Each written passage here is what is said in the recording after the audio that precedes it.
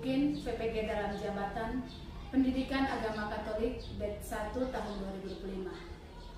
Perkenalkan, saya Hermina Dwi Argo, Guru Pendidikan Agama Katolik pada SDN Kreskepi, Kabupaten Mapi, Provinsi Papua Selatan. Pada hari ini, Kamis 8 Mei tahun 2025, saya akan melaksanakan proses pembelajaran dalam kelas 3 dengan tema Yesus tampil di depan umum, materi pokok Yesus dibaptis. Selamat menyaksikan. Selamat pagi anak-anak. Pagi. Apa kabar hari ini? Luar biasa. Yes, sore. Oke. Hari ini kita akan belajar pelajaran apa? Agama apa? Katolik. Hari ini kita akan belajar agama Katolik tentang sebelum itu kita berdoa dulu. Doa akan dipimpin oleh teman kalian. Siapa yang mau pimpin? Ignas. Oke, mari Ignas main dulu. Sikap doa ya.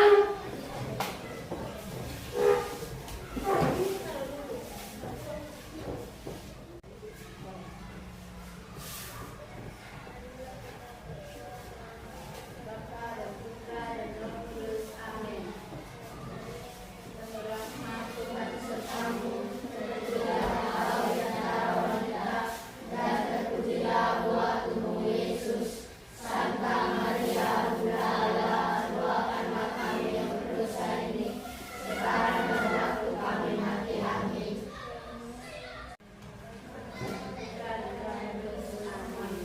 Baik. Terima kasih buat Ignas tentang ini kita akan belajar tentang Yesus dibaptis.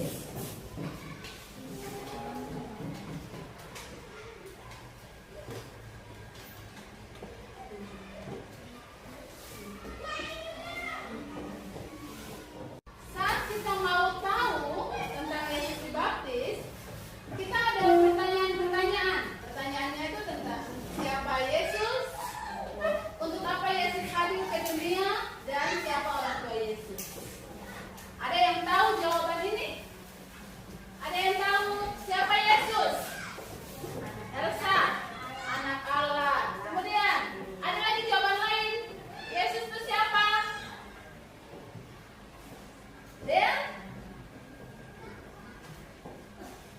Dan senyum. Kemudian lanjut. Untuk apa Yesus hadir ke dunia? Untuk menghapus dosa dunia. Dan pertanyaan yang paling gampang karena kamu sering dapat di kelas 1 SD. Siapa orang tua Yesus? Lino duluan angkat tangan. Siapa? Maria dan Yosef. Betul sekali. Jawaban kalian itu semuanya benar. Tidak ada yang salah. Jadi Yesus itu anak Allah.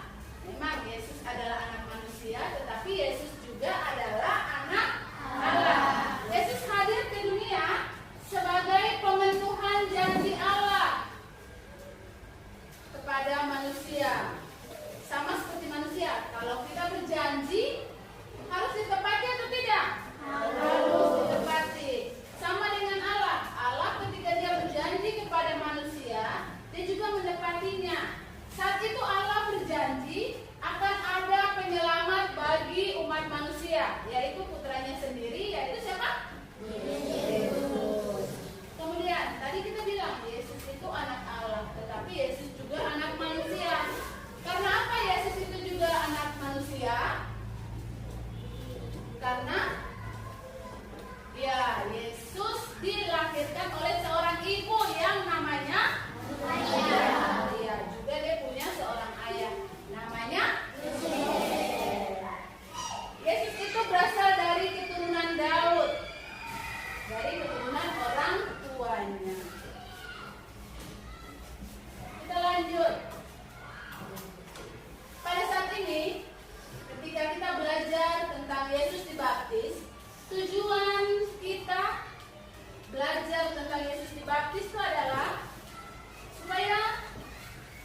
kita siswa-siswa dapat menjelaskan peristiwa Yesus dibaptis berdasarkan Injil.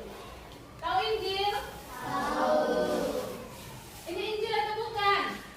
Injil. Jadi nanti kita bisa tahu dari dalam sini, dari kisah tentang Yesus dibaptis, bagaimana itu Yesus dibaptis, siapa yang membaptis dia, apa yang terjadi setelah dia dibaptis. Nah, ketika kita belajar tentang Yesus dibaptis, tujuan kita belajar itu adalah supaya kita juga dapat mengidentifikasi makna teologis dari peristiwa pembaptisan. Kita juga bisa tahu maknanya apa ketika Yesus dibaptis kita bagi umat manusia. Kemudian kita juga dapat menerapkan pelajaran dari peristiwa ketika Yesus dibaptis dalam kehidupan kita sehari-hari. Nah, selain tujuan pengetahuan yang kita dapat, kita juga bisa tahu dan bisa dapat karakter yang baik. Nah, karakter yang baik itu biasanya kita peroleh dari profil pelajar Pancasila, yaitu bertakwa kepada Tuhan Yang Maha Esa, kemudian berakhlak mulia, bernalar kritis dan kreatif, juga apa? Bergotong royong dan berkebinekaan global. Itu tujuan kita belajar kisah Yesus dibaptis. Bisa? Oke, sekarang kita berdiri dulu. Saudara boleh keluar dari barisan. Oke. Sudah mulai tegang? Tidak? Lanjut. Kita akan buat gerakan supaya jangan mengantuk. Rafael kayaknya mengantuk. Tidak? Oke. Goyang.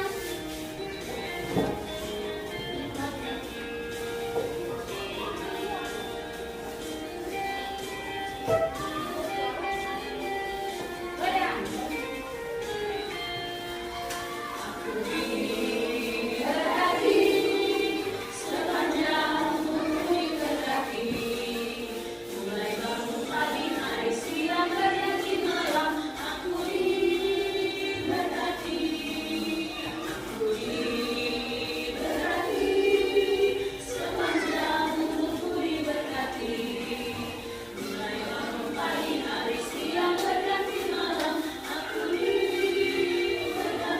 Nyanyi sama-sama.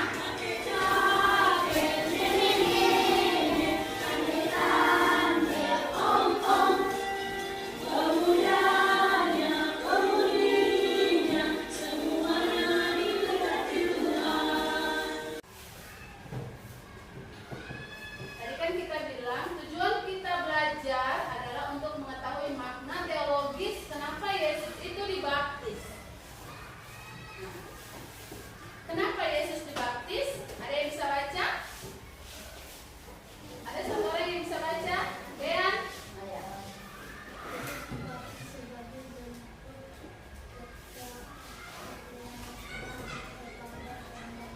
Oke. Kenapa Yesus dibaptis? Yang pertama itu adalah tentang teladan ketaatan. Terima kasih, Dean.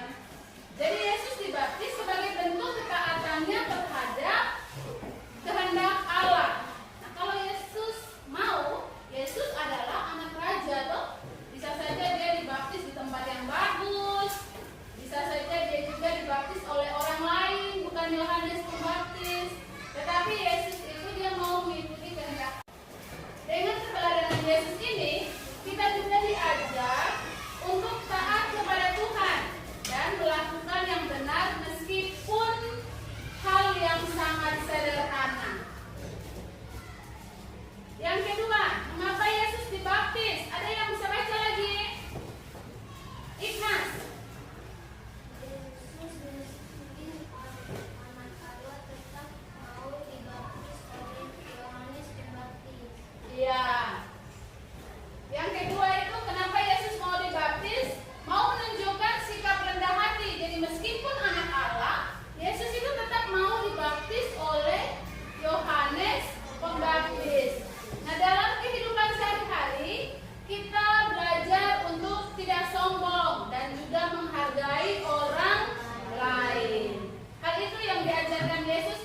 cerita.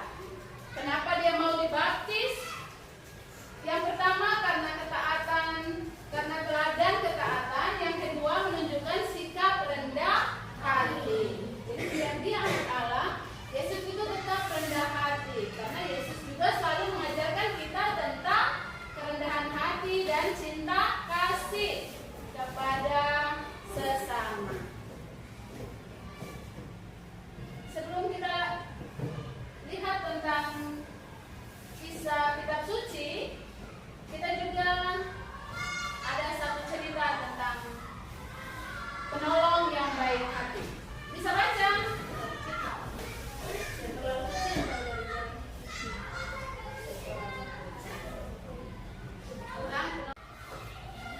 Pertanyaannya, di mana anak kucing itu berada?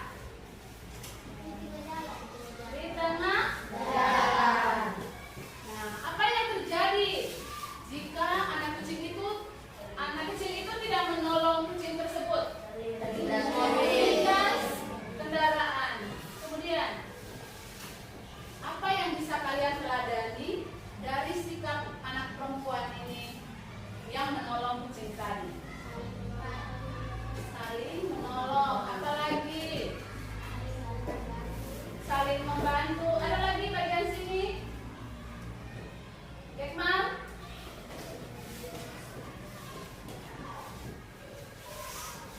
Ada lagi di sebelah sana jawabannya? Masih pikir-pikir? Oke. Jadi manusia, hewan, dan semua makhluk hidup adalah ciptaan Tuhan. Menolong ciptaan Tuhan berarti menghormati ciptaan Tuhan Sang Pencipta. Kita dapat meneladani sikap anak perempuan yang menolong kucing itu, sebab Tuhan sendiri menyayangi manusia dan semua ciptaannya, bahkan rela mengorbankan nyawanya untuk manusia. Jadi kalau kalian ketemu kucing di jalan atau ketemu orang susah sekali di jalan, jangan lewat saja, tetapi harus ditolong, karena Tuhan saja tolong kalian. Masa kalian tidak bisa menolong orang lain? Bisa? Bisa ya? Oke. Pada tahun ke-15 pemerintah,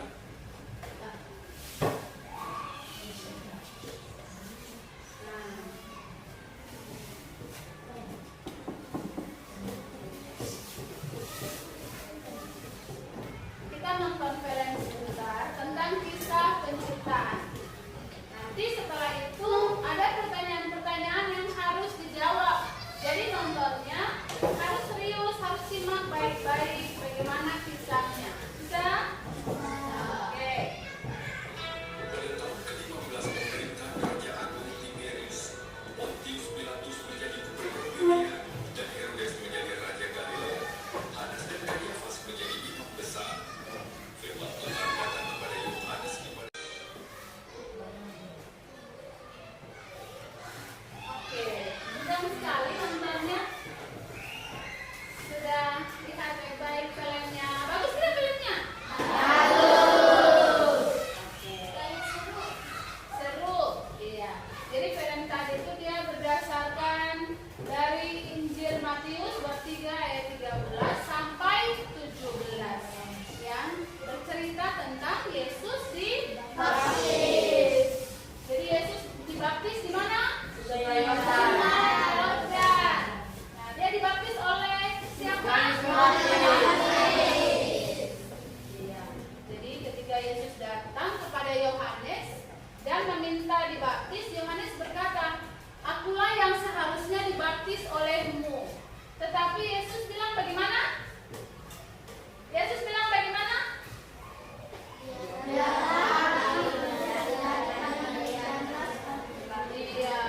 Biarlah hal itu terjadi, karena demikianlah sepatutnya kita menggenapkan seluruh kehendak Allah.